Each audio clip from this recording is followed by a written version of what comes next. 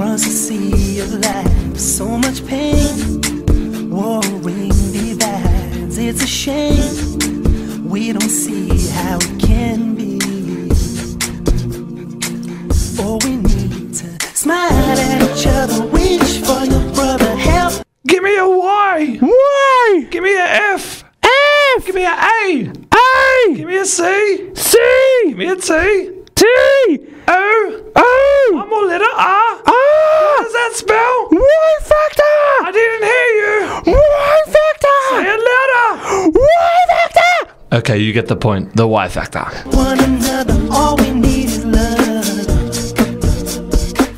All we need to honor our mother, shelter our sisters, all to existence. God's help will come from above, but first we need the love. Today is Thursday, the 8th of December. On another Y Factor episode, joining you in the studio is Mohammed and Mustafa. Assalamu alaikum. Welcome, everyone. Welcome. Our resident co-host Jamal is still a bit busy, inshallah, but soon he will join us. Nonetheless, we'd love to have your company, Mr. Rishwani. I'm here to fill your boots. That's right. And this week we have an action. We literally have a jam-packed episode. Too much, man. We filled it up too much, I think. Yeah, a lot of stuff. So you know what? We're going to get right into it, inshallah. Sure. We've got some fantastic interviewees coming up. We're going to speak to Sara Saleh, who's been appointed on the AYF for 2012 Big for news. the steering Big committee. news. Very big news, first ever Muslim to do so. We're also going to talk about dental health, bad breath, brushing your teeth, teeth whitening, the bling bling, you Everything, name it. everything. The You don't want to dirtiest miss part of that. your mouth is going to be explored. You don't want to miss that. That's some big stuff there. That's right, dental health guru Ibrahim Al-Salti. And finally, we talk about an up-and-coming debate ISRA is hosting. Absolute blockbuster, that one. Big time. A lot of powerhouse speakers from our community will be, participating in the debate. So stay tuned for that. Unmissable. Just, unbelievable. Yeah, that's it. Just big words. All right, we're going to get right into it, Rishwani. Yeah, we're going to get... with the international news headlines. Yeah, let's just get straight into international news headlines. So, one of the biggest news recently doing the rounds is that Syrian President Bashar al-Assad has denied any involvement or responsibility for violence against his people, saying he never gave police or the military any orders to kill. Now, this is absolutely ridiculous. Absolutely, and he spoke to ABC America and told them that most of those who were killed in the 9 months of bloodshed had been supporters of his government, which is a total lie. It's very obvious that the majority that were killed were in opposition. Yeah, absolutely. And the fact that he's banned media to go in there to actually report on that makes it all the more suspect. That's right, and this was his first one-on-one interview since the uprising in Syria. And it's caused, worldwide outrage. But, he's had the guts to come on national television and lie. The Y Factor. To Afghanistan now, the Afghan President Hamid Karzai has blamed Pakistani extremists for an unprecedented attack on Shiite Muslims in Kabul that killed 55 people. He's demanding justice from the government in Islamabad. All right, to Libya now, and the International Criminal Court has called on Libya's new leaders to inform them as a matter of urgency if and when they intend to hand over Muammar Gaddafi's son, Saif al-Islam. Now, this is a really interesting topic, right? Because International Criminal Court can't actually do that unless they believe the Libyan government can't try Saif al-Islam. So they obviously do believe that. The Libyan government actually have the right to maintain Saif al-Islam, to keep him and to try him their own way, if they can prove that they can run a government. So this is a really touchy area. Since we're on the topic of his sons, his other son, Saidi Gaddafi, is plotting to sneak into Mexico under a false name. Authorities said, but he was busted about that. And since we're on the topic of Libya, Libyan authorities have actually given the rebel militias 2 weeks to hand over weapons. And leave Tripoli. So this is risk new tensions between the Islamic and secular wings of leadership. Yeah, but we hope that it pans out and the leaders are brought to justice. The Y Factor. So moving straight on to Italy, Italian police have arrested the notorious chief of Naples mafia clan, Michele Zargaria, who has been on the run for 16 years. Police said they found him after digging into a secret bunker in his hometown of I'm not even going to try and say that. Near Naples. Man, this guy sounds like a movie. Sounds like a Goodfellas. And this guy is probably one of the most feared mafia figureheads in Italy, but he's been apprehended. On to Japan now, and there's been a huge accident. I'm pretty sure you must have heard about it. It involved 8 Ferraris, a Lamborghini Diablo, in this chain collision of luxury cars. 14 luxury vehicles all in a smash. That is unbelievable. They were heading to a motor festival in Hiroshima. Now the total cost is going to be $4 million. $4 million. My main concern would be they sure hope they better have insurance. Dear God, the pain.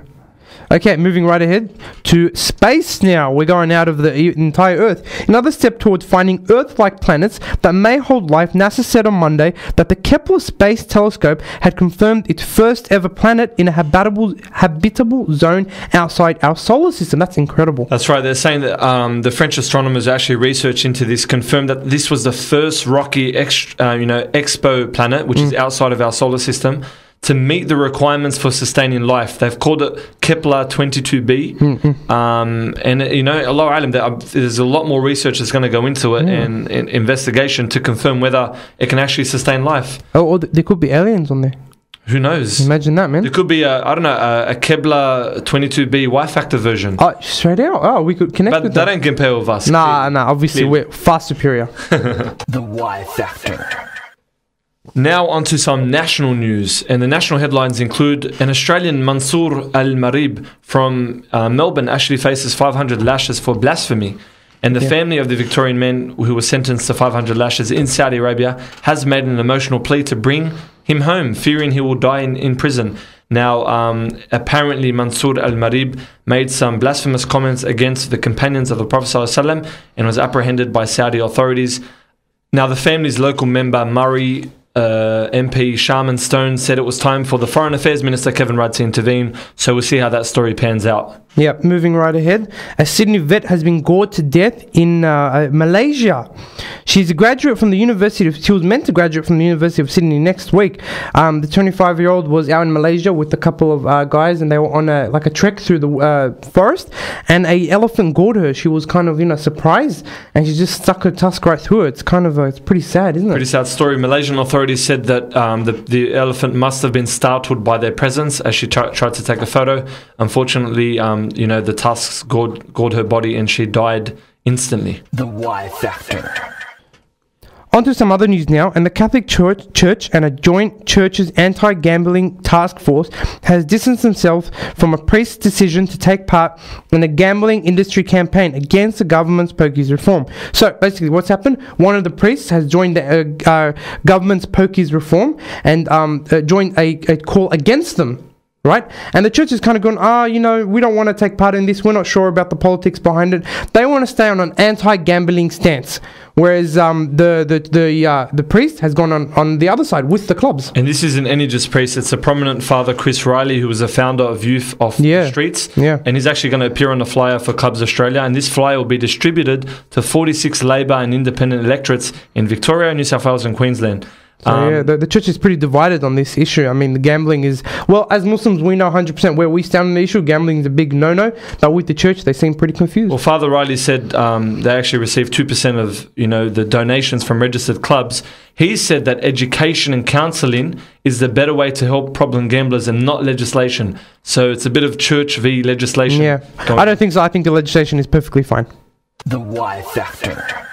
Now on to some other news about our favourite, colleague on air, Carl Sandilands. More advertisers have actually boycotted Today FM's Carl Sandilands. These advertisers are pretty big, Rishwani. They include Coles, Bunnings, Vodafone, McDonald's, Ford, Blackmores, so many more.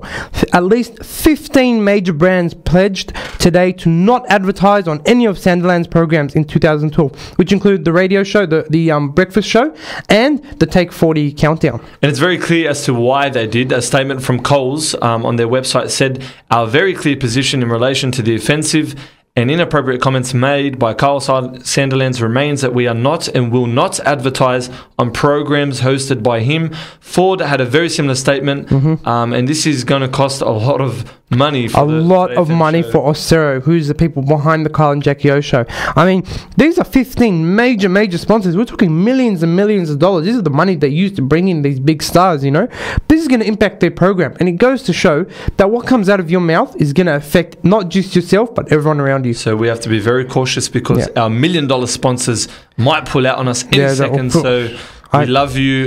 We toe the line. We toe the line here. Yeah, that's right. We're very politically correct, but sometimes we just, we cross the line. But if we do, please do not, don't leave us, oh loyal advertisers. We need your money, even though there's no advertisers on the show. Nonetheless, we're important. If you do want to advertise on the show, let us know. Yeah, definitely. Go to Y Factor on Facebook. The Y Factor. So, Mohammed, I got a question for you. Okay, shoot. Should men and women compete in athletics? Absolutely not. I mean, the natural genetic makeup is inherently different, and there will be clear advantages for men. That's true. But Dr. Bennett Foddy begs to differ. Now, in an article on the SMH that was posted recently, he says that dividing athletes into male and female competitors may be redundant. This is because gender isn't clear-cut, either or notion that people suppose it is. So it's not. He's saying that basically the division between male and female isn't as big as we thought it is. Isn't Really? as strong and clear cut. Now, I don't know. This is a weird thing. I mean, no one can say women can't do what men do and men can't do what women do. I mean, there's nothing of that. But I mean, it's athletics. It's different. Well, he says that athletics with intersex conditions, and a prime example is the athlete Semenya, blurs the lines between male and female. So he's saying segregation is unreasonable. And he's a doctor at the end of the day, so he's quite credible and his legitimacy exists. But I don't know. Prima facie, I don't see the value of putting these athletes together. I think it's just natural, it's inherent in their genes. But the doctor also, digs into the fact that there are many genetic conditions that complicate things even further. So this is a very it's an interesting idea. I mean, the idea of having males and females combine in the Olympics against each other. We'd see the fastest, not just the fastest man, but the fastest human being on Earth.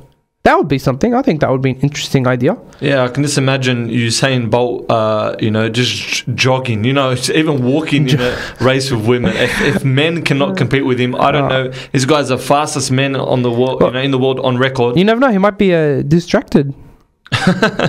Yes, you know what? For Islamic reasons, segregate athletics. Yeah, but cover your awrah. That's right. That's something we should have touched upon. So I'd just like to apologise to our listeners for last week's Random Spotlight. Yeah, it was very shocking reception, courtesy of the fantastic reception that Vodafone, offers for its, customers. All the sarcasm intended. Yeah, so to make up for it, we're going to now call someone very close to me, Mohammed's heart. He's a very good man, mashallah. He's very active in the community. Let's see how he goes. Let's hope Vodafone works with us today. Come on now. Come on, Vodafone. Bismillah.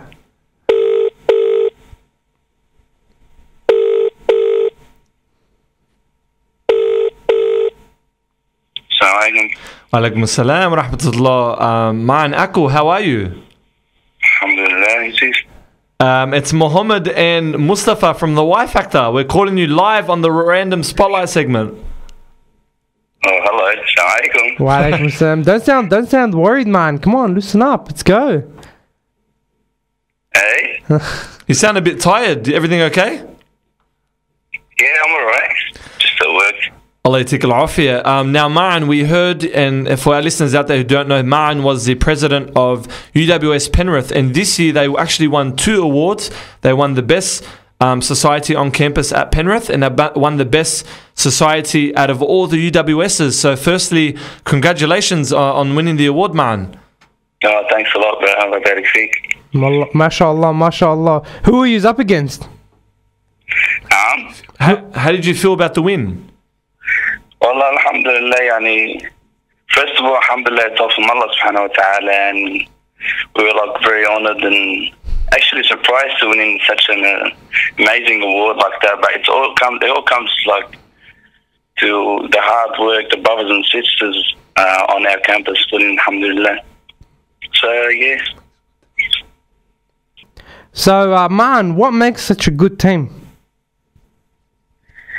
Well, I guess from my point of view is the brothers and sisters on campus working for Sabilillah, and my personal opinion is just I encourage all the brothers and sisters, the Muslim brothers and sisters that goes to uni, to be active and get involved in their MSA and their shuras and volunteer, and I guess that's pretty much it.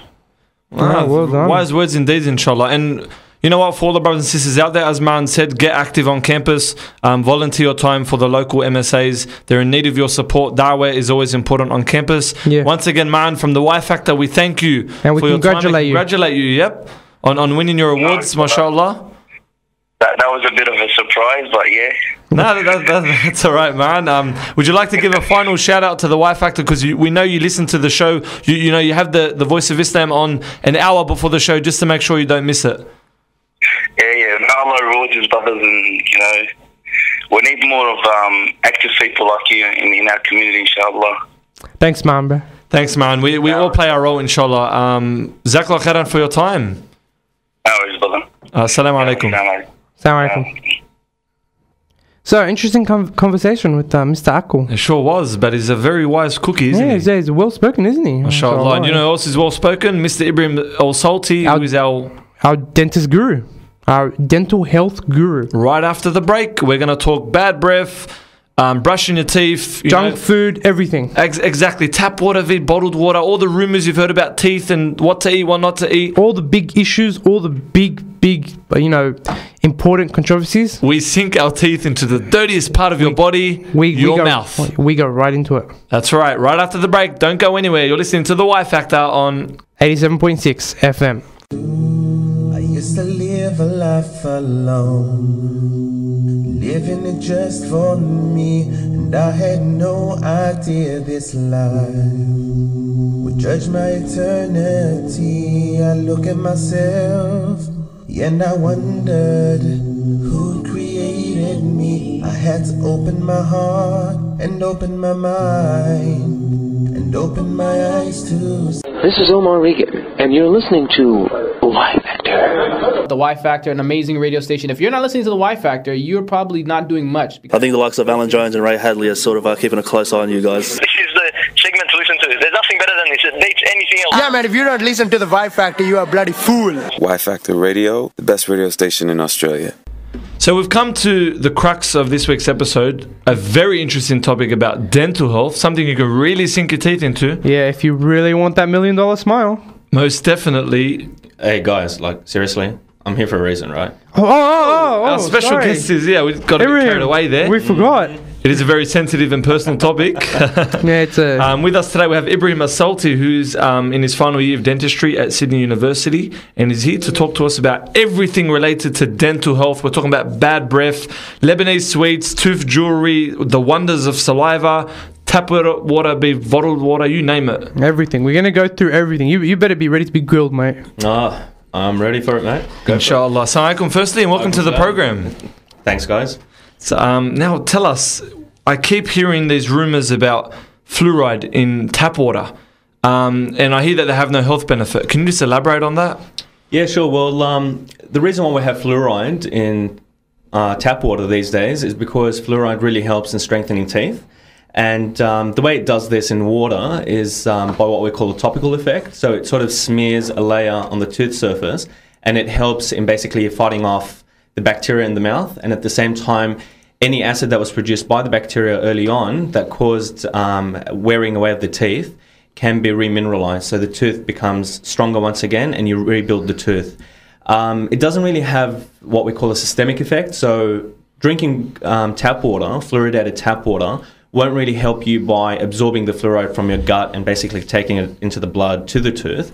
It does it by a surface effect. And this is really important because these days a lot of guys and girls are basically drinking a lot of bottled water, which doesn't have fluoride. And some filters out there also remove fluoride from the water. So it's important before getting a plumber in or calling up your filtration company to check whether the filter actually removes the fluoride or not.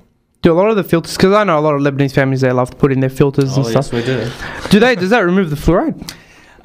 Some do. The older ones do. Now, there are more recent ones that don't remove fluoride, and you can always ask the company. They should have all the specs on their filters and whatnot. But the important thing is, doctors will always tell you about drinking, a litre, 8 cups of water a day, which is important for hydration.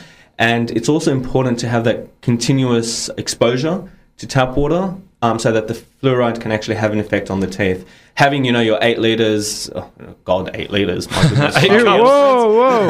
I got nervous for a second there, man. Sorry, guys. Yeah, you'll be bloated, walking around bloated all day. The 8 cups of water a day should be drunk, over the entire length of the day. You don't want to have it all at once because, once again, the fluoride has to be in contact with the tooth for the longest period possible.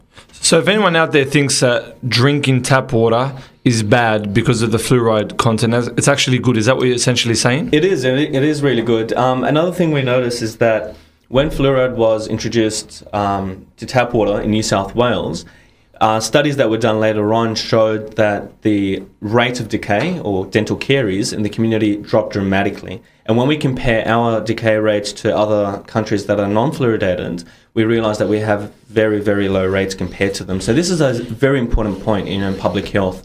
Fluoridated water is really, really important. The Y Factor.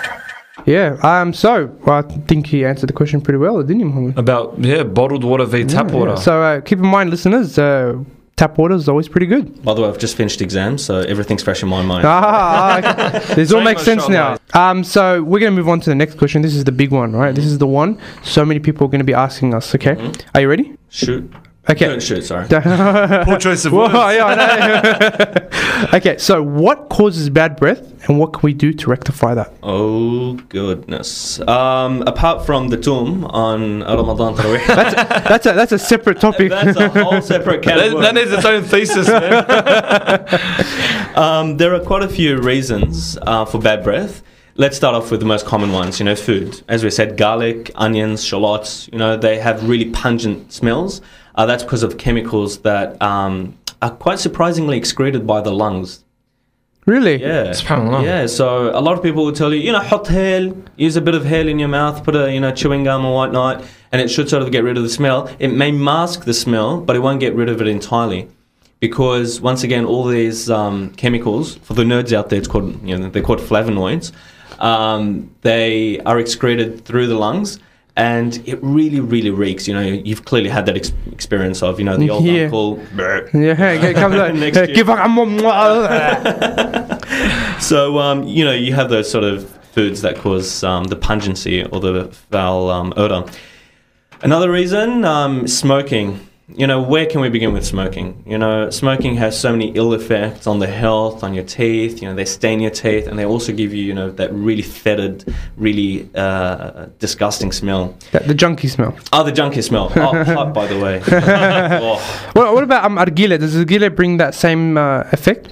The thing about argile is when you drive past one of these Arab cafes, the ma'assal really, really... you can smell it. You can smell it, and it's amazing. I love passing by. Yeah. I'm giving away some of my addictions there, but the thing about ma'asal that even then it may give you that really nice fruity taste, but once again you're not getting rid of the other chemicals in tobacco smoke. And a lot of these chemicals have been found to initiate cancers or pre-cancers. And top that off with, alcohol. If you don't drink, maybe you might be using mouth rinses frequently. Put these two together and, the risk of oral cancer, rises dramatically. In fact, they say that tobacco smoking, people smoke other things, of course, but let's talk about tobacco smoking, increases your risk of oral cancer by 30 times. 30 times? 30 times. Wow. Whoa. Absolutely. Alcohol, on the other hand, increases your risk by only 5 times compared to a non-drinker or compared to a non-smoker. Don't drink either. We're not endorsing that. Yeah, exactly, guys. Don't drink. It's not the lesser of two evils, by the way. Yeah. Oh, okay. Well, so if it comes from the lungs, how can we what can we do? Do we brush our teeth to get rid of it? If you brush your teeth, it won't really mask it. Help much. Yeah. Even when it comes to brushing your teeth, for the morning odor, as you know. You really need to scrape your tongue and scrape your hard palate. Now, I don't mean to go out there and sort of go for your life. Grab what do they call them? Those hard sponges. Sandpaper. Yeah, the hard sponges, scourers, whatever. You don't want to use any of that sort of thing on your gums, but you really need to get rid of that bacterial layer that develops on the top surface of the tongue or on your hard palate, because that's where all the bacteria start to multiply. They have a party, and they start to sort of reek, how people reek after parties. Or maybe we don't know. No, I have no idea what you're talking about. No comment. So that's another reason for, foul breath. So, even if you have garlic or shallots or whatnot and you try to brush your teeth, it won't help. It won't help at all. And which is why, Prophet Muhammad ﷺ used to say that whoever eats garlic or shallots should not come near the places of worship. Because it sticks to your breath, and it literally sticks to your breath because it's coming out of your lungs. So it's only when your body removes all of those chemicals can you... The Y factor. Aside from the social implications of having bad breath, does it have, or is it a sign of health worries that you should be concerned about if someone has bad breath? Yeah, definitely. If we start off with oral diseases, gingivitis or gum diseases, and periodontitis, which is basically inflammation of the structures that hold the tooth in place, we notice that some of these people tend to develop a really bad breath. There's also another condition that may affect, youngsters like, yourselves, guys. I'm no longer a youngster. It's called... You're only 25, so you're still young. Yeah, no, you're not that far ahead. Thanks, guys. I'm coming here more often then. So there's also this condition called acute necrotic ulcerative gingivitis, or acute ulcerative gingivitis. And what basically happens is when a person's under a lot of stress, i.e. exams, they're not really brushing their teeth because, they're pulling off an all-nighter on coffee and whatnot. And they're also malnourished. And they may be smoking to get through for the nicotine effect.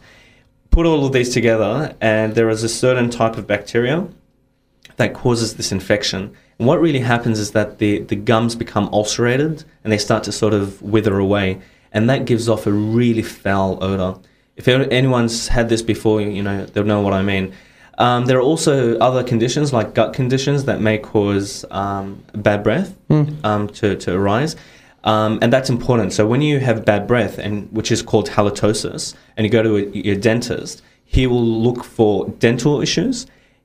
If he or she excludes all the dental issues, then they'll start to consider more systemic, more sort of diseases that are in the guts or whatnot. Another thing that may cause a change in breath would be diabetes. We call that, the ketone bodies. But they have a more fruity smell. And that's also another important thing for me as a dentist when, I ask my patient to go, and I smell something that makes me go, I need to consider, whether it's an oral condition, looking at their age, is it something more systemic? Would I need to then refer them to their GP to get them checked out? The Y factor. Yeah, we spoke earlier off-air about saliva, and you just basically gave me, Mustafa, this amazing insight into the wonders of saliva. Can you shed some light on that? Yeah, definitely. It's a sticky topic sometimes, but look, saliva is it's one of my wonders. I absolutely fall in love with saliva. Like, a lot of people are grossed out. That's a bit awkward, man. Well, the saliva of your wife, okay, but here we go. You have a wife now, dude. The marriage topic just creeps in slowly. There we go. Well, there goes my marriage prospect. The thing about saliva, look, it is a wonder. Yani, when we look, sorry, I'm using Arabic now. When we look at saliva and how God created saliva, we realize that it's there for a reason. It's not just there to spit at someone that you sort of hate, or saliva. I like to describe it as a tooth in liquid form. So we have 3 major salivary glands in the mouth or around the mouth. We have 2 on either side, basically 1 on either side, so 2 in total. The major one is called your parotid, so that's basically just in front of your ear, under the skin, so you can't really see it, right? And that is the most important one. It produces a really a more watery secretion, and that has a lot of good ions. It has calcium, it has phosphate, it has antibodies to fight off infections in the mouth. Mind you, the mouth is a really dirty place, and I don't mean that, in the other aspect. You know what I mean? But it's also it's a hub for a lot of germs. It's got a lot of bacteria, more than like 500 species, not in numbers, just species, wow. Like different bacteria. Talk about multiculturalism, like there in your mouth. So we have a lot of bacteria, viruses, fungi, you name it, you've got it. So the mouth has to also protect itself before, all of these start going down to your stomach, where they'll be sort of fried off in the acid anyway. But the saliva has all of these sort of chemicals, all of these really good molecules. So what really happens is once the saliva is secreted in the mouth, any areas that are being damaged by the acid produced by the bacteria, because, they're fermenting all your good sugars, your baklava, your really nice tiramisu, whatnot. Oh, there we go. I'm fasting. Oh, mate, don't bring this up, man. How difficult is it, right? How difficult. Gotta hold back. So this saliva basically starts to remineralize the tooth. So it starts to rebuild the tooth. And that's why it's really important. So people who have a dry mouth are not just at increased risk of infections, but they're also at a high risk of decay, because we're not fighting off those bacteria and we're not rebuilding the tooth. We're not remineralizing the tooth, in other words. Yeah, that's some fascinating stuff. But something that a lot of the youngsters probably do, chew gum. How does that affect your saliva? Does it they say it brings back saliva and things like that? Absolutely. In fact, chewing gum is really important. We stimulate saliva in a number of ways. We can stimulate saliva chemically, hormonally, that is. When you look at foods, when you look at tiramisu tonight. Man, I'm salivating now. Just thinking about it. Hold on. So what Homer Simpson does on The Simpsons is correct. When he goes, wow. Sure does. I thought that was the effects of television, but it's saliva at its Who would have work. known? You can learn dentistry from The Simpsons. So no, it is quite true. So, when you look at food, you start to salivate. Even if I mention lemon, no effect? No. For some people, if you mention lemon or something sour, they start getting that funny feeling just under their ear. That's because the salivary gland is starting to sort of juice out all the saliva. Wow. Serious. And that's just basically, neurohormonally. Is that because lemon's very acidic? Yeah, pretty much. Acidity also stimulates saliva. So if I put, lemon in your mouth, that will sort of create a trigger for salivary secretion. Another thing is basically chewing gum. Like you can physically or mechanically stimulate the salivary glands. And you know that. When you start chewing gum, you really stimulate the salivary flow. And that's why, you see all these extra, I'm not putting in a plug for extra, by the way, but you see all those sort of gum ads these days recommending chewing after a meal. And that is actually quite important, as long as it's sugar-free gum. You don't want to have your hubba bubba after a meal. It defeats the purpose. Oh, man. So, gum actually helps in stimulating salivary flow out of your glands. And it then helps, with the whole remineralization, clearing all the sugars out of your mouth and whatnot. So it is important, I don't think those guys walking down the street going, we're actually doing something healthy. Oh, absolutely. And it also gives that really nice jawline. That Brad Pitt jawline. That Brad Pitt jawline. Since we're on the topic of saliva, I wanted to bring up the tongue and what purpose the tongue serves. I mean, it's got a very important purpose, but can you shed some light on that? Well, the tongue for a dentist is one thing they would love to cut out. I must admit. Serious. It is. It gets in the way, and that's why sometimes certain dentists like using a rubber dam to isolate a tooth. That's why we use it for, right? So the thing about the tongue is that it has a lot of purposes. For us, we hate it, but it serves a really good purpose, or multi-purposes. First of all, you need it for speech, right? And that's why, when you were young, your mother might be threatening you, cut your tongue off. Oh, that sounds familiar. She put some hat on the tongue. Man, you've been there. I've been there many times. Hands up, everyone at home. We can see you. Your hands go up for me. So, look, the tongue is important when it comes to speech, right? So, even if you learn tajweed, it's important in makharij al-huruf, the articulations of certain sounds, which is why whenever we make dentures for the old folks, we really need to look at the position of the tongue, because you don't want to sort of impede speech. So that's one purpose of the tongue. The other purpose of the tongue is that it also helps in mechanically removing any plaque around the teeth. All right, so that's also a very important, purpose. It helps during swallowing. So when you swallow, the tongue actually acts like a lever. So it pushes all the lovely stuff you're eating down towards the throat so that you can swallow it. And there are other uses of the tongue which it sounds good. So I'll keep my tongue then in future, just in case. Sure, you need it then. And my kids. Which is interesting, because I've noticed these days, there are certain individuals who are going around slitting their tongue to get that sort of reptilian tongue. Yeah. Hopefully no one out there is doing that because... And I think it's more or less an emo trend, but nonetheless people are doing it. They are. It's part of this new sort of... body mutilation, fashion statement, whatever. Here at the Y Factor, we don't like that. I'm not endorsing it, but I can do it. I'm not endorsing it. So what are the impacts of doing that? Well, once again, look, you might get that reptilian tongue, big whoop, but it does affect speech. You'll get that lisp. It might be good on Oxford Street, but big it's cool. a PG-rated show. Ibrahim should have made that disclaimer at the start. Nonetheless, sorry, kids. Okay. So, we'll keep that in mind just in case I ever want to slit my tongue. Moving on, we got like a bit more of a serious question, but because like a lot of kids these days, you see them, they've got braces a lot more than the generation before us. Do you think that means that there's an increase in the indication that like people know more about oral health? People want to fix their teeth, they want to fix their kids' teeth. What do you feel about that? Do you think that that's happening? Undoubtedly. Look, whenever we look at the utilization or the use of dental services, we notice that there are two important things. First of all, awareness, public awareness, which is what we're doing today. We're trying to raise awareness about topics that are not often discussed, and it's quite important. Yeah. Another thing is basically access to services. So a lot more people have access to your orthodontist, to your dentist. People have the financial means, the physical means to access these services. So when it comes to the use of braces, people are becoming more aesthetically aware. So, people are more in tune with their looks. They really want that $1 million smile.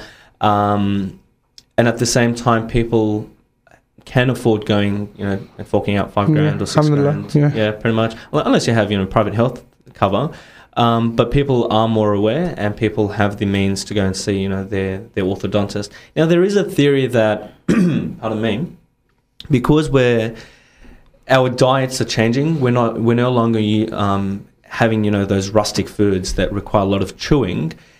Some people out there, this is still a theory by the way, so we're not sort of acting on this. Some people say that because of this, we're not really using our teeth to their full potential, and so this is kind of creating laxity, just sort of laziness in the mouth, and the teeth are tending to sort of just become more lazy. They're crowding.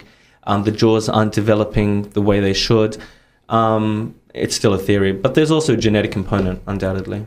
So, Ibrahim, we'll be right back. We're going to cut this into two segments. We're going to talk everything teeth-related right after the break. Stay tuned. You're listening to The Y Factor on 87.6 FM.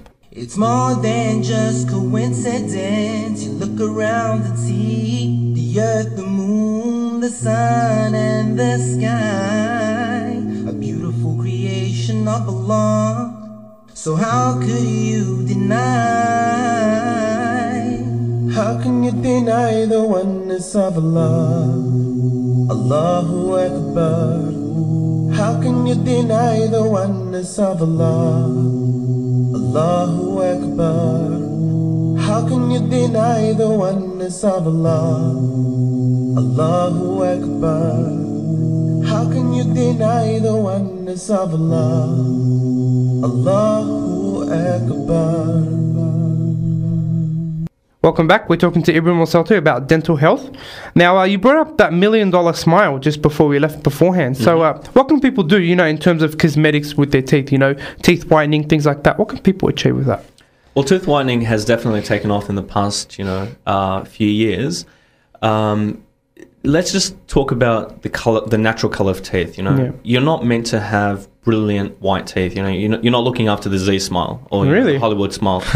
The only thing is, teeth are naturally amber colored. Okay, so they're not meant to be yellow, although coffee will cause yellowing of the teeth and smoking once again. Now, because the tooth is made up of dentine, in bulk, dentine is naturally yellow. And when you look at the crown of the tooth, part of the tooth that appears in the mouth, it's covered with this thing called enamel, which is glassy in texture and appearance. So clearly, when you have something that's translucent like enamel, beneath it having something yellowish, you can just imagine what color the tooth is going to be, right? Yeah. Now, if there are any stains that come into the enamel or coat the enamel, like tobacco, as we mentioned earlier, and coffee, they will increase the yellowness. Now, some people may want to sort of get rid of those external stains, and this is where tooth whitening comes in. Another point about tooth whitening, stains that are inside the tooth, so they're not on the external surface, cannot be entirely removed by tooth whitening. That is very important, and that's why we generally recommend tooth whitening to be performed by a dentist, because it needs a full examination, and the dentist needs to look at whether the tooth is stained internally or externally, right? So beauticians may still be allowed to do certain procedures when it comes to tooth whitening. I know that they're banned in Victoria now because it's an invasive procedure. Banned. Yeah. In fact, there was a case in 2009 where a beautician in Victoria did tooth whitening on a patient, and she used some sort of chemical that caused crumbling of her teeth. Wow. So, guys, it's a serious issue. So it needs to be performed under dental supervision by a qualified dentist. So when it comes to tooth whitening, there are a number of ways you can do this. We're talking external tooth whitening here, okay? You can actually use a toothpaste. There are plenty of toothpaste out there, whitening toothpaste. They're not as effective as in-office or at-home bleaching. You can go to a dentist, and the best way to get your teeth whitened or lightened or bleached, there are 3 different ways of saying it. Okay. They will take an impression using some sort of doughy material, and then they'll send that off to the lab, and they'll make you a customized tray to wear at home. And then they'll give you a gel, which basically has a peroxide material. And what that gel does is it's meant to stay in contact with your teeth, and the chemicals, the peroxide, will go and start to dismantle the chemicals that are giving off that color to your teeth. And the good thing about this method of bleaching is that you can control how much you want your teeth to be lightened. So you can stop after a week. You can decide to go for longer. It matters how close you want to be to that $1 million mark. Absolutely. And there are also other ways. Now, if the discoloration is because of an internal reason, you can use something called veneers or crowns, and that's also done by a dentist, where they take a small amount of tooth material away, and then they build something off with porcelain, like a facing, really. That's what it is. How about tooth jewelry? I mean, we're talking about teeth jewelry, like Little Wayne or the bling bling. Can that have health implications as well?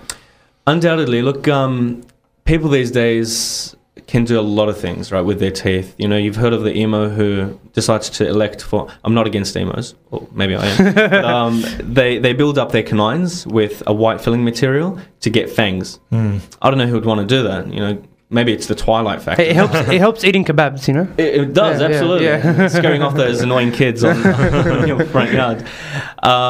So there's that aspect of building up your canines to develop fangs. And as you mentioned, man, Little Wayne, seriously, who would go around putting studs on their teeth? You're basically sticking them onto your tooth. So you're sort of etching the tooth so that you can stick something on with glue, right? A special dental adhesive, that is. Yeah. But can you just imagine, I was just thinking to myself, if this guy were to eat an apple and one of these studs were to fall off, and they're quite expensive, well, it's going to go down a pipe that you don't want to sort of go looking for. So, and there's also the risk of, inhaling it into your lung. Then you need to get a chest x-ray, and you need to see, which part of the lung it went to. It can be damaging. Yeah, it's just lots of complications. There are. There were tribes in Papua New Guinea who used to make a hole through their tooth and put a stud in it for cultural purposes. But we're talking a hole all the way through your tooth. Yeah. Whoa. Yeah. That's some intense stuff. Absolutely. So I guess that pretty much covers everything with tooth whitening and cosmetics. But moving on, something that is probably close to a lot of people's hearts, especially us as young Lebanese people, and that is junk food. We're talking about fizzy drinks, talking about burgers, Lebanese sweets. You hit the nail on the head. What are the impacts of these junk foods and Lebanese sweets over a long period of time? Well, apart from increasing your waistline, that's a different day. That's a whole different thing, right? You just picture all the sisters listening, there we go. Here we go. No, we have to bring that up. New Year's resolutions coming up, so hey, we can always use that. The thing about consuming sweets from a dental perspective is that the bacteria that we mentioned earlier residing in your mouth will use up those sugars for their own energy, but they sort of poo out acid. So that's their sort of byproduct. They poo out acid? They poo out acid. So they're waste products. They're nice choice of word. Hey, I'm trying to use that imagery there to get people to brush their teeth more often. I don't want poo in my mouth. So it's working. Excellent. So what happens, these bacteria, as we said, they excrete this acid, and the acid starts to dissolve the tooth. And that's what starts off dental decay. So when you have sweets frequently over, 4, 5, 6, 7 hours, which is snacking, in other words, sitting there in front of your computer, in front of the telly. Ma'amul, getting into it. Getting into your ma'amul, getting into your, what's the other one? There's ice cream, whatever's sugary. Even fruits, by the way. Although fruits have the protective benefit of, the fiber, it sort of washes away or cleans away the plaque, getting rid of the bacteria. But fruits also have sugars, natural sugars, fruit juices, Coke, you name it. So what these do is that they increase the production of acid over a long period of time, and so the acid is in contact with the tooth surface for a lot longer. And you can just imagine what that could do. So we usually tell patients, all right, guys, you need to give your tooth a rest. Right? Just like, you give yourself a rest at the end of the day, your teeth need a rest. You can have like halal tajibin breakfast, lunch and dinner? That's perfect for me. You'll be seeing me more often. But clearly for your teeth, they'll be crying. So when it comes to eating sweets, we usually recommend having sweets with the meal. Okay, so cut out in between meal snacking and basically just have, small serving of dessert, because we're all going to crave dessert. Yeah. So if you do have a sweet tooth, gosh, I love that term. That would be everyone. You basically need to have, that small piece of chocolate, dessert, baklava, whatever, with the meal, and then wait 30 minutes and brush your teeth after that. So we usually don't recommend brushing your teeth straight after a meal, because remember, there's acid. That acid's going to soften the tooth. You're going to go in with a brush. And a lot of people, unfortunately, go for gold when they brush their teeth. You need to sort of, be less zealous. Yeah. The Y Factor. Since you've mentioned it, how often do you recommend we brush a day? Everyone knows this. I think it's important to brush twice a day. Does everyone do it? Maybe not. And some people actually have this tendency to substitute brushing with mouth rinses, mouthwashes. Yeah. Guys, we talked about this plaque. Have you ever seen that Listerine commercial? The barnacles on the hull of the ship? Yeah. That's exactly what plaque is like, before it gets calcified into calculus. Plaque loves to stick to teeth. So if you're using a mouth rinse to try and wash away this sticky, tenacious material to a tooth, you're not doing yourself any favor. It won't go away. You need to get in there with a brush, with floss for those in-betweenies between teeth, and remove it physically. Otherwise, it's just going to get older, it's going to become more risky, and it's going to cause, decay and gum disease. Okay, well, I guess we've covered basically every topic, don't you think, Simon? Yeah, literally.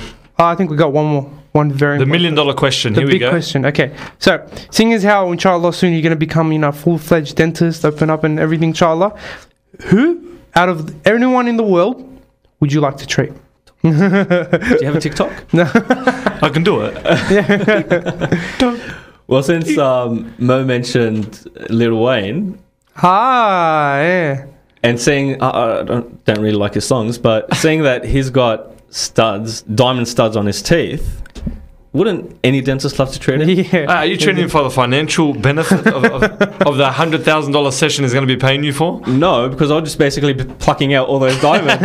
Like, oops. I'll just put your diamond back. Your $1 million diamond back. And that's why dentists have suction, right? Oh, there you go. And that's it. It goes down the drain. Well, mashallah, Ibrahim, you've definitely shed light on a lot of, rumours and misconceptions about dental health, and really brought some, really important topics to the forefront. So, Jazakallahu khairan for your time, Mr. Salti. Thanks a lot, guys. Really appreciate it. And if anyone has any other further questions, you've given us your email address, which is ib.alsalti@gmail.com, or you can go to his Facebook page, Ibrahim Al-Salti, and ask him further questions there. It's not a fan page yet. Not yet? Not yet. As soon as you get Lil Wayne coming into office, he'll pick up. Inshallah. Thank you very much for your time, Mr. Salti. Thanks a lot, guys, once again. Stay tuned. After the break, we chat to a man behind a huge debate happening in Auburn over the weekend. You're listening to The Y Factor.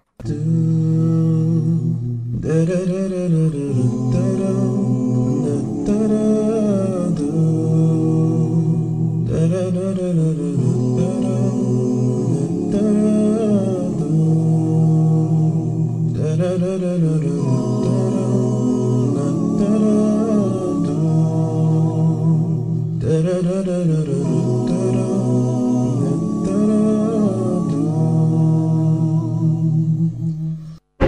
a Muslim and living in Australia makes you an Australian Muslim. You're not a Lebanese Muslim. You're not a Turkish Muslim. You're not a Pakistani Muslim.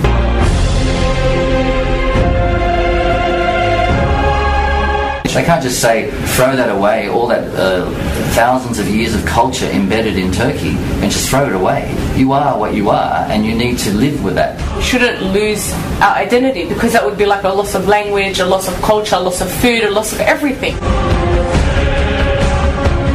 I believe that as Australian Muslims, we need to move on. They're going to beat them. On the 10th of December, I'm going to make sure that they're going to go home knowing what their real identity is and not live in denial like they have been all this time. Wow, some powerful statements there. Indeed, Very there intense. was. There's a debate coming up, and with us we have a director from ISRA, Sadiq Ansari, who is one of the organisers of what you just heard, which was a trailer for iDebate, which is titled, As Muslims in Australia, Should We Move On From Our Ethnic Cultures? Assalamu alaikum, Sadiq, and welcome to the Y Factor. Alaikum, Muhammad, thank you. So, brother, tell us what the debate's all about. Well, the debate is about, as Muslims in Australia, should we move on from our ethnic cultures? We feel that many people in Australia, Muslims, are somewhat confused, or at least they feel like they have multiple identities. And we want to go on the night and debate which one is the most important, which one should we keep, and which one should we move on from. It's a great topic. It's a really a timely topic. A lot of people probably confused with that kind of thing. Yeah, for our parents, it's very easy. They came in, they can't speak the language. They're definitely Lebanese or Afghan or Turkish Muslims. But most of the youth are born here, raised up here, and they have these double lives, one at home, one at uni, one at school. And they need to forge a new identity. And the topic itself is inherently controversial. Is that something that was deliberate? Do you guys want to bring these controversial topics, to the forefront? What we found is a lot of the youth and Muslim youth, alhamdulillah, they have really good discussions. There's a lot of energy out there pumping in the unis, in the musallas, and in the mosques, just in Islamic events. And we thought if we could provide a platform where all this discussion, this energy is channeled towards a positive way of discussing this. And we thought a very Australian way of doing it is debating. But also within our own Islamic tradition, in the past, scholars used to debate issues in public. And sometimes the truth comes out better when it's, debated. Yeah. So we thought if we could provide this, or start this culture of debating about controversial issues, but in a positive way, not in a negative way. Yeah, and the youth love that kind of thing. They want to see people, throw their opinions out there. They want to see people express what they've been feeling, and debates are a great way to do that. It's worked beforehand, and it will work for this one for sure. And there's no one right answer, and debates can sometimes show that. Now, talk to us about the speakers themselves, both the affirmative and negative team.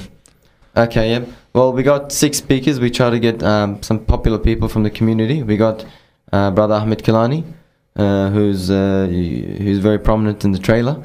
He's from Muslim Village. We have Sister Silma Ihram. She runs a diversity skills training, but also I think she's the president of the Australian Muslim Women's Association. You got myself and these 3 people on the Yes team. We're going to be arguing that as Muslims in Australia, we should move on, and our identity should be Australian Muslims, and don't carry that ethnic baggage with us. And for the negative team, we got Osman Karalai. He's the deputy principal at Unity Grammar. We got Brother Kuranda Saifi. He's from Fair Media or Islamic Relief, and Sister Amna Karahasan. Some very powerful speakers in that lineup, isn't there? Yeah, a lot of known names. It would be great to see them up there, slugging it out. MashaAllah. And just in terms of what's in store for the future, is ISRA taking this new approach of a debating format because it is popular, as you said, amongst the youth? Is that can we expect more debates in the future? Definitely. This is the first one this Saturday 10th, and depending on how this goes, we're looking at maybe perhaps quarterly debates in the year, if not in a Bailey. We do have some very hot topics lined up, but it is a surprise. So. Oh, well, can you give us just a tip, maybe just for exclusive for the listeners, Well, maybe something coming up, perhaps. What we want is the people that come on Saturday for them to vote on the topic for the next debate, or at least give suggestions. But one topic, for example, should we marry from people of the book? Something like that. Wow. Oh. And another one is, should our scholars be more involved in politics? Oh. Sensitive topics. Yeah, wow. Well, for more information about this week's debate, you can actually go to the Facebook page. Just go to ISRA's Facebook page and there's a link to the group page for iDebate. The event itself is this Saturday, December the 10th, from 6:30 to 8:30 p.m. at Soleil College Hall, which is located at 27 Queen Street, Auburn. If you want more information, you can actually email ISRA. You have to register, don't you, Brother Sadiq? You can register, but if you haven't, just rock up on the night. Inshallah. If you want to be an early bird, you can register via email. So go to info@isra.org.au, or you can go to isra.org.au for more information. Brother Sadiq, thank you very much for your time today. No worries. Thank you very much. Wow, Mohammed, sounds like a very exciting debate. It sure does. And you know what's also exciting, Mustafa? What would that be? This episode, because right after the break, we're interviewing Sara Saleh, who's been appointed chair of the 2012 AYF Steering Committee. Do not go anywhere. We'll be right back. Blockbuster episode. If you're a young female Muslim looking for a private hairdresser, then look no further. Ladies Only Hair and Beauty Lounge Room is a private female-friendly salon with locations in Auburn and Bankstown. Ladies Only provide hair services including colours, extensions, style cuts, keratin, waxing, IPL hair removal, bridal makeup and hair, including much more. Strictly no men allowed, and there's also video intercom upon entry for your peace of mind. The Y Factor. Exclusive offer for all Y Factor listeners. Ladies Only is offering 20% off all services until mid-December 2011. This offer is exclusive to the Auburn store only. For general inquiries, contact 1300 452 399, and for the exclusive Y Factor offer, contact Rima on 9643 5719. The Y Factor. Welcome back, everyone. Now, joining us in the studio, we had this guest with us earlier during the year. Congratulating her on her appointment for the AYF, which is the Australian Youth Forum, for 2011. She's back in the studio because she's been appointed as chair of the AYF for 2012. Assalamu alaikum, Sara Saleh, and welcome to the program. Wa alaikum assalam, Muhammad. Thank you. It's really good to be here. It's our pleasure for having you, Sarah. Now, how did you feel after being appointed chair? Well, it definitely came as a bit of a surprise, as there are definitely a lot of people on the committee that are worth that title for sure. And I think I was really excited. I am really excited. It's going to be hard to fill in our current chair's shoes because she's absolutely brilliant. But at the same time, it's good because it's a second year, second female in a row. So yay to female empowerment. As long as there's no feminist movement going on here. So Peter Garrett is the youth minister, and he actually complimented you, saying that Sarah will make a great chair from her strong communication and media background. How does it feel to be working with, a youth minister and a whole committee of young people who are passionate about youth issues? It's definitely very inspiring, to say the least, because every time you look at these people and the work that they've done, their credentials, I'm like, man, I am an underachiever. No, but it's definitely great to have such a strong, supportive team to take the AYF forward next year. I'm looking forward to that, and to working directly with the minister. He's also been great and a great supporter of this initiative. And for all our listeners out there, Sarah, can you just briefly give us a rundown, refresh our memory about what the AYF is all about? Absolutely. So the Australian Youth Forum is basically an online forum for young people to get involved and to have their say on anything, any idea, any topic, any policy that they might be concerned with, whether it's directly to do with young people or just anything that they're interested in, basically. And for us as the steering committee members, we are sort of, I guess you could say, the conduit between the government and the young people. So we do not represent them, but we are trying to go out there as much as possible and make sure that they know that they actually are being heard and can get their views out there, regardless of whatever it is topic that they want to talk about. So yeah. Awesome. And you've been on the committee for a year now. What sort of things did you learn observing, the way the chair ran the committee this year, that you're going to, hopefully take on board for next year when you are chair? Absolutely. And I think one of the main things about being chair is that you have to be able to not just inspire, I guess, the rest of the committee, but also maintain I guess, a diplomatic stance, because again, being chair, it's not about you, it's not about yourself and the title that you have. I guess it's more about being able to balance that out, balance your own views, your own agenda out with realizing that there are others out there, whether it's on the committee itself or just young people in general who have ideas and sort of want to express themselves regardless of what you might think or what your agenda is. So it's really important to maintain that and be diplomatic and respectful at all times. So I guess with our chair this year, she definitely did that and more. So like I said before, it's going to be hard to fill in her shoes. But Inshallah. Yeah, inshallah. And is it correct me saying you're the first ever Muslim chair on the AYF? Yes, I am. Wow. Is it a fairly new committee? Well, the AYF, exactly right. We have been around for 3 years, so as you said, we're fairly new. And the thing is with us is that right now it's been a bit of a slow process, like baby steps, and I think we're actually comfortable with that because we prefer a balance of quality and quantity. We don't want to just go out there and be tokenistic and just say, oh, we represent government, or we are government, or we're working with young people, but not actually back that up with substance. So to us, it's really important to make sure that if we're going to be the AYF, that we earn that. And I guess the best way to do that is, slow and steady. And just touching on that point, what would you say to someone who said, working with government is tokenistic, there's no point, they're never going to change, you're never going to impact their decisions? What would you say to someone why the who pessimism, like that? Muhammad? That's unlike you. Well, again, we do get that a lot. Of course, that's probably one of the key criticisms. And to that I say, firstly, I guess the cliched answer would be, well, if you want change, you're going to have to change things yourself. You don't just sit there and say things like that. And again, though, with me in particular, I think personally, I was one of those people before. I did think, oh, what's the point? Why bother? But after going in there and deciding to challenge myself and open up my mind to what's out there, I think I realize now that it's a little bit more complicated than that. Of course, there are always going to be barriers and bureaucracy, but to overcome that, you got to get in there, you got to get your hands dirty, quote unquote. And for sure, the AYF isn't going to, change isn't going to come. We can't bring change overnight. That's, like I said, slow and steady, but we do see the results. We are the official link between government and young people, so why not take direct advantage of that? It's the easiest thing you can do. Well said. And finally, give us a bit of a snippet of your vision for next year. What are some passionate issues that you'd love to bring to the forefront? Well, as a young person myself, I think, and a young Muslim in particular, I definitely want us to be a lot more involved, and I want us to have a say and have a part to play in whatever policy is out there and being discussed and sort of thrown in at the time, whether it's something that we're concerned with as young Muslims or young people as well. I want us to be active. So that's, I guess, my personal sort of vision. But at the same time, as chair, I'd really like to see the committee kick it up a notch and find that balance, I guess, even more, take that further.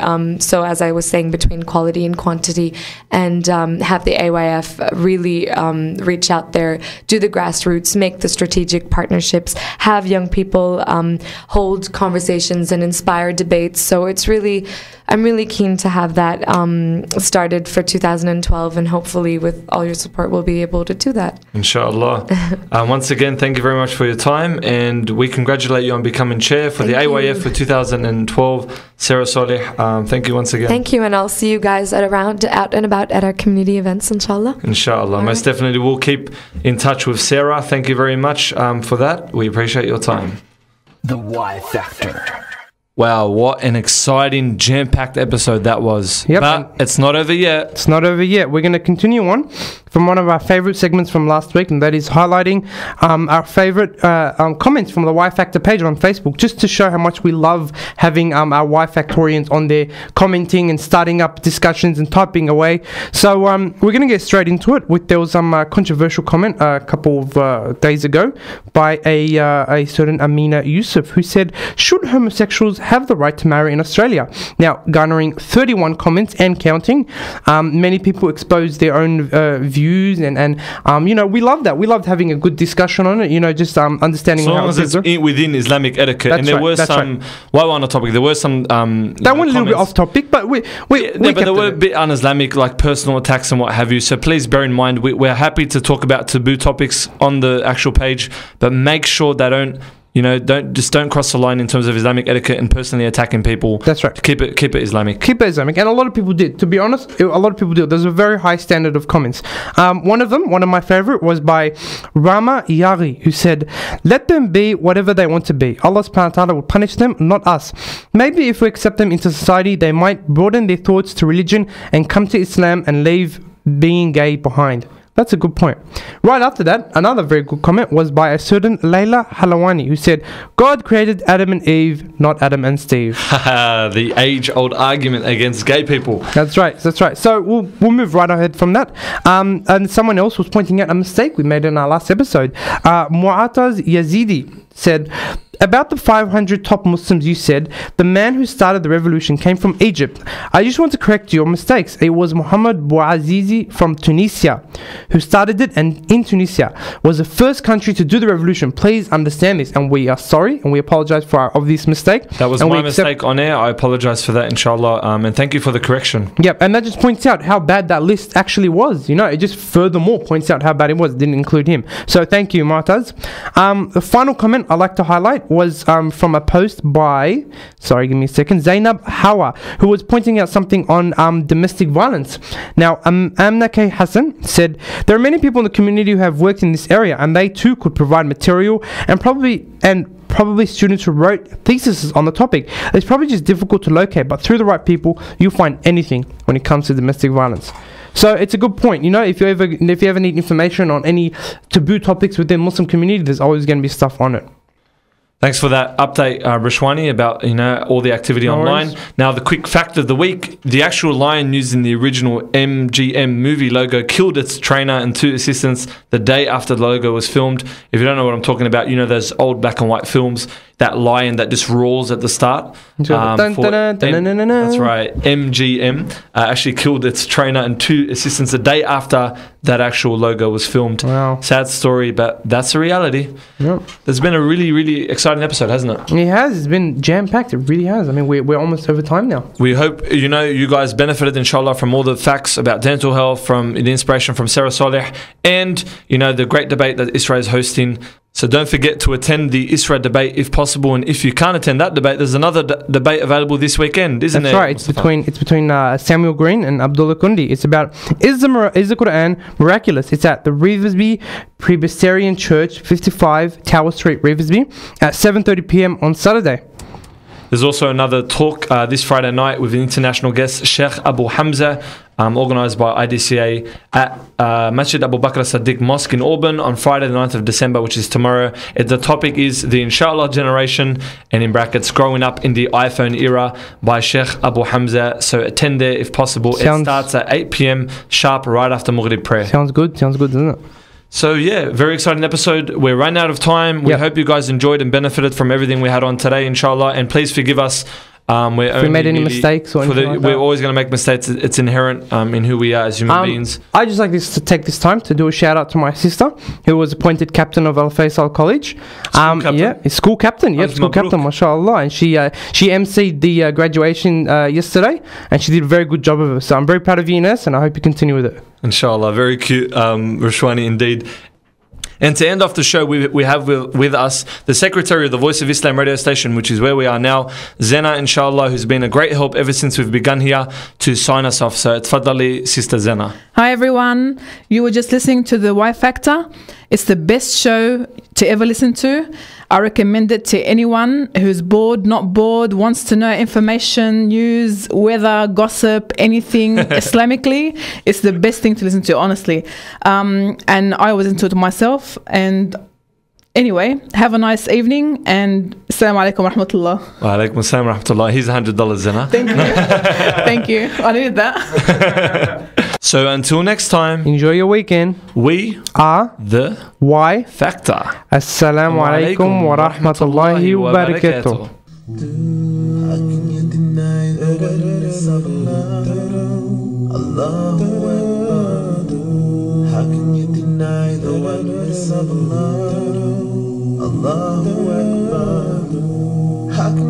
deny the oneness of Allah? Allahu Akbar. How can you deny the oneness of Allah? Allah